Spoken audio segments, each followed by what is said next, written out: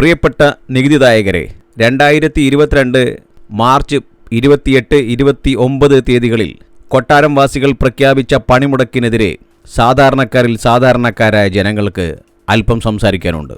നാളിതുവരെ നടത്തിയ പണിമുടക്കിൽ സാധാരണക്കാരന് എന്ത് ലാഭമാണ് ഉണ്ടായിരിക്കുന്നത്?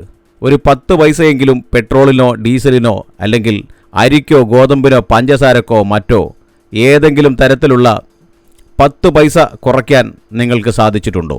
ആർക്കു വേണ്ടിയാണ് ഈ പൊറാട്ട നാടകം എല്ലാ വർഷവും അരങ്ങേറുന്നത്?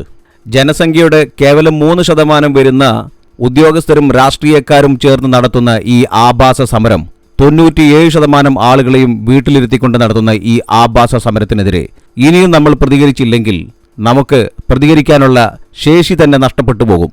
പണിമുടക്ക് നടത്തുന്ന 2 ദിവസങ്ങളിൽ ഉദ്യോഗസ്ഥർക്ക് ശമ്പളം നഷ്ടപ്പെടുന്നില്ല, രാഷ്ട്രീയക്കാരന് ഒന്നും നഷ്ടപ്പെടുന്നില്ല.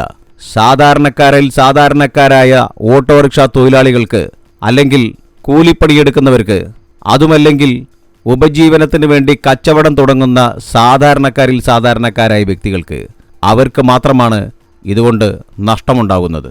മറ്റാർക്കും തന്നെ ഇതുകൊണ്ട് നഷ്ടമുണ്ടാകുന്നില്ല. ഈയിടെയായി ഫേസ്ബുക്കിലൊക്കെ പ്രചരിച്ച ഒരു ചിത്രമുണ്ട്. 50 രൂപയുടെ റെസീറ്റ് കുറ്റി. 50 രൂപ വെച്ച് 10 ലക്ഷം പേരിൽ നിന്നും പിരിച്ചെടുത്താൽ 5 കോടി രൂപയാണ് സുഹൃത്തുക്കളെ.